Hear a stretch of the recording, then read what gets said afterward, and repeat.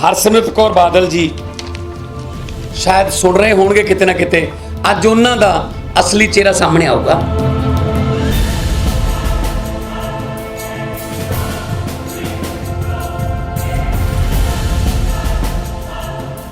ढाई महीने उनका पूरा परिवार इन्हां बिलों की तारीफ करता रहा, बहुत वधिया बिल ने, तो हुण मेरे ते इस तरह के इल्जाम लाउंदे ने।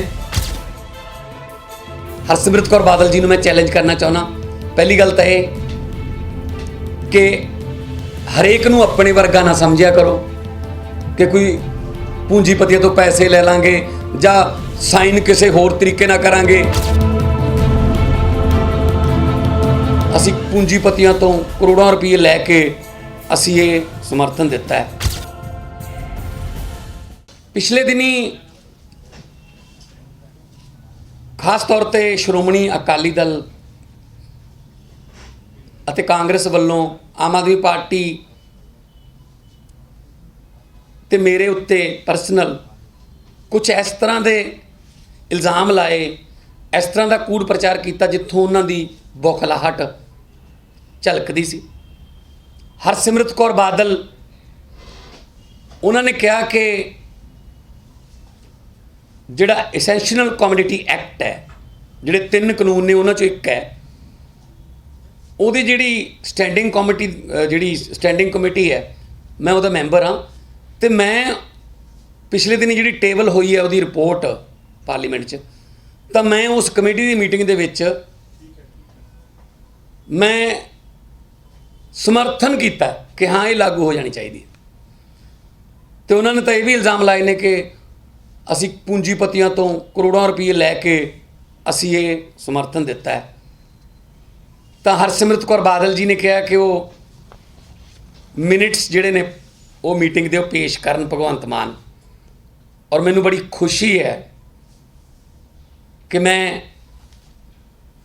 अज अपनी जिहड़ी कमेटी है, standing committee on food consumer affairs and public distribution, उहदे ऑफिस दे विचों जिहड़ी लास्ट मीटिंग हुई सी प्राइस राइज दे उत्ते 16/12/2020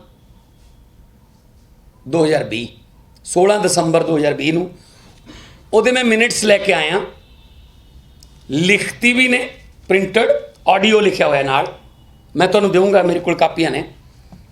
तो बहुत सारे MP उत्थे बोले जिहड़े भी कमेटी दे विच ने, तो मैं हाईलाइट जिहड़ा मैं करके ओरिजिनल है मैं तुहानूं पहुँचा दूँगा। हाईलाइटेड है, हाईलाइटेड। तो हरसिमरत कौर बादल जी शायद सुन रहे होंगे किते ना किते, अज उन्हां दा असली चेहरा सामने आऊगा।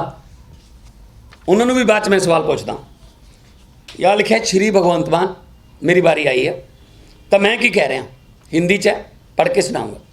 जैसा कि मेरे सहयोगी सांसद उड़ीसा से हैं, उन्होंने भी यही सवाल किया है। आपको ये नहीं लगता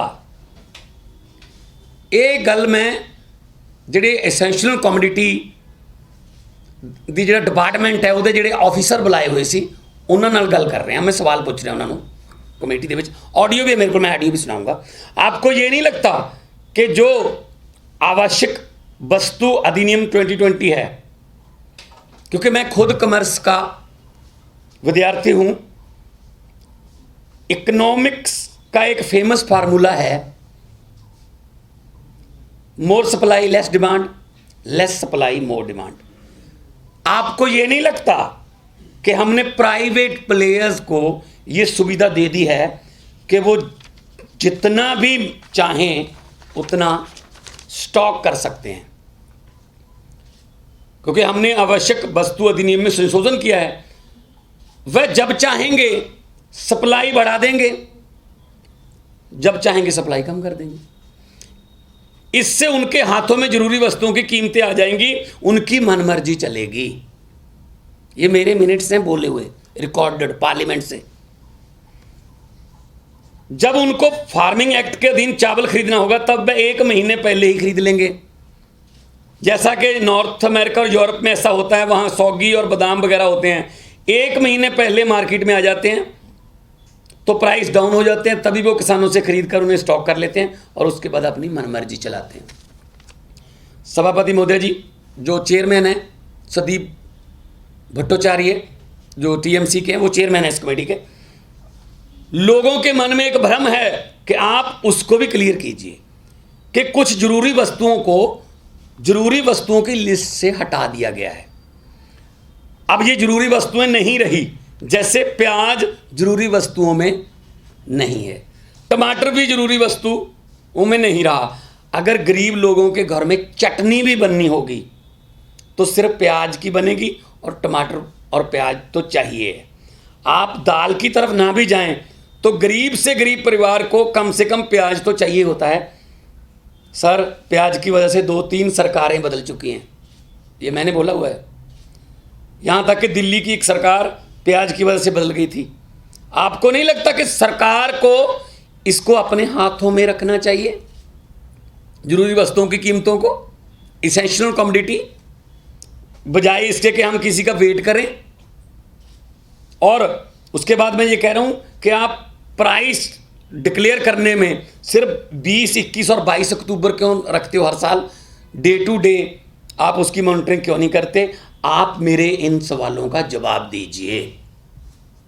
ये रिकॉर्डेड है, ये मिनट्स हैं। आगे भी एक जगह पे मैं बोला हूं कि सर मेरा एक और पॉइंट है, पंजाब में आलू बहुत उगता है। अक्सर देखा जाता है कि कोल्ड स्टोरेज में रेंट देने के भी काबिल नहीं रहते किसान, क्योंकि रेंट ज़्यादा हो जाता है आलू को रखने का, और उसकी कीमत इतनी कम हो जाती है कि वो कोल्ड स्टोरेज में ही छोड़ देते हैं कि हमने उठाना नहीं है, कि हमको तो इनका रेंट दे के भी घाटा रहेगा। और बाद में वही आलू 2 महीने बाद ब्लैक मार्केट में मिलता है। किसान जब लेकर आते हैं तो सड़क पर ढेर लगाकर चले जाते हैं कि हमें नहीं चाहिए। खास तौर पे जलंधर के एरिया में आलू काफ़ी उगता है, तो इसमें क्या दिक्कत है? एक पॉइंट मैंने आगे भी उठाया है कि जो इंपोर्ट है उसका कानून, चेयरमैन साहब, कई बार 15 दिनों के लिए एक्सपोर्ट बैन हो जाता है, और जैसे ही कीमतें बढ़ती हैं और बड़े पूंजीपति उन शिप्स को अपने कब्जे में ले लेते हैं तो 15 दिन के बाद खोल दिया जाता है, और उसमें मान भी रहे हैं कि हाँ ऐसा होता है। तो मैं आपके सामने ये स्टैंडिंग कमेटी के मिनट्स मैंने रखे हैं। मैं हरसिमरत कौर बादल, जो कि अभी बठिंडा से सांसद भी हैं, 2.5 महीने उनका पूरा परिवार इन्हां बिलों की तारीफ करता रहा, बहुत वधिया बिल ने, तो हुण मेरे ते इस तरह के इल्जाम लाउंदे ने। हरसिमरत कौर बादल जी नूं मैं चैलेंज करना चाहुंदा। पहली गल तो यह कि हरेक नूं अपने वर्गा ना समझिया करो कि कोई पूंजीपतियों तो पैसे ले लांगे जां साइन किसी होर तरीके ना करांगे, बाहर जाके कोई होर कहांगे, पार्लीमेंट कुछ होर बोलांगे, लोगों को कुछ होर कहांगे। हुण मैं एक चैलेंज करना चाहुंदा हरसिमरत कौर बादल नूं कि मैं तो अपने मिनट्स जिहड़े ने वो पेश करते, पब्लिक जनतक करते अज तुहाडे सामने मीडिया सामने, कि मैं विरोध किया सी। अगे कमेटी है, क्योंकि कमेटी के 31 मैंबर ने, ज़्यादातर उहदे विच बीजेपी दे ने, तो उन्होंने तो रिपोर्ट जी देनी है। मेरा विरोध तो मैं तो लोक सभा भी कल भी विरोध किया जो दिल्ली वाला कानून आया, पर तो ध्वनि मत ना पास कर लेंदे, बहुमत है, पास करना या उत्थे रिपोर्ट देनी अलग गल है, इत्थे रिकॉर्ड ते विरोध करना अलग गल है। मैं उन्होंने चैलेंज करदा हरसिमरत कौर बादल नूं, अकाली दल नूं, कि हुण तुसीं 5 जून 2020 दे विच ਜਿਹੜੇ ਇਹ ਤਿੰਨੋਂ ਕਾਨੂੰਨ ਆਰਡੀਨੈਂਸ ਦੇ ਰੂਪ ਚ ਕੈਬਨਿਟ ਚ ਆਏ ਸੀ, ਜਿਸ ਕੈਬਨਿਟ ਦੀ ਮੈਂਬਰ ਸੀ ਹਰਸਿਮਰਤ ਕੌਰ ਬਾਦਲ, ਉਹਦੇ ਵੀ ਇਸੇ ਤਰ੍ਹਾਂ ਦੇ ਮਿੰਟਸ ਜਾਰੀ ਕਰਨ। ਮੈਂ ਫਿਰ ਦੁਬਾਰੇ ਕਹਿਣਾ, ਹਰਸਿਮਰਤ ਕੌਰ ਜੀ, ਤੁਹਾਨੂੰ ਚੈਲੰਜ ਕਰਦਾ ਮੈਂ ਕਿ ਤੁਸੀਂ ਕਿਸਾਨਾਂ ਦੇ ਸਾਹਮਣੇ 5 ਜੂਨ 2020 ਦੀ ਜਿਹੜੀ ਕੈਬਨਿਟ ਮੀਟਿੰਗ ਜਿਹਦੇ ਵਿੱਚ ਪਹਿਲੀ ਵਾਰ ਇਹ ਤਿੰਨੋਂ ਕਾਨੂੰਨ ਆਏ ਸੀ, तो तुसी उस मीटिंग दे विच हाज़र सी, ते तुसी लोकां नूं कहने हो कि मैं उत्थे विरोध कीता है, तो इस तरह के मिनट्स जारी करो। तो यदि आडियो जे सुननी चाहुंदे हो तो मैं, क्योंकि सेम ही ਜਿਹੜਾ ਜੋ ਪ੍ਰਿੰਟਡ ਹੈ ਉਹ ਆਡੀਓ ਤੋਂ ਹੀ ਪ੍ਰਿੰਟਡ ਹੈ, ਪਰ ਕੁਝ ਭਰਮ ਭੁਲੇਖੇ ਕਿਸੇ ਨੂੰ ਹੋਣਗੇ ਉਹ ਵੀ ਦੂਰ ਕਰ।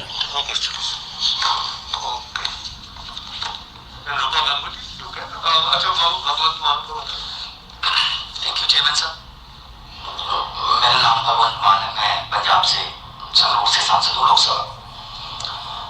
जैसा कि मेरे सहयोगी उड़ीसा से उन्होंने भी यही क्वेश्चन किया, चेयरमैन साहब ने भी वही।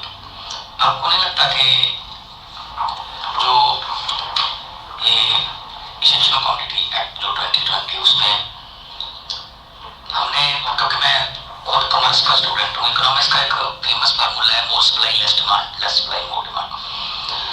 आपको नहीं लगता कि हमने प्राइवेट प्लेयर्स को ये सुविधा दे दी कि वो कितना भी स्टॉक कर सकते हैं, एसेंशियल कमोडिटी जरूरी वस्तु एक्ट में हमने सोच कर दिया, वो जब चाहेंगे सप्लाई बढ़ा देंगे, जब चाहेंगे सप्लाई कम कर लेंगे, तो उनके हाथ में नहीं आ जाएगा ये प्राइस। यही मैं पढ़ के सुनाया है, क्योंकि मैं वही उसी ऑफिस से ऑडियो भी लेके आया हूँ और उसी ऑफिस से प्रिंट भी लेके आया हूँ। E5 चैनल पंजाबी हुणे सब्सक्राइब करो, बेल आइकन पे क्लिक करो।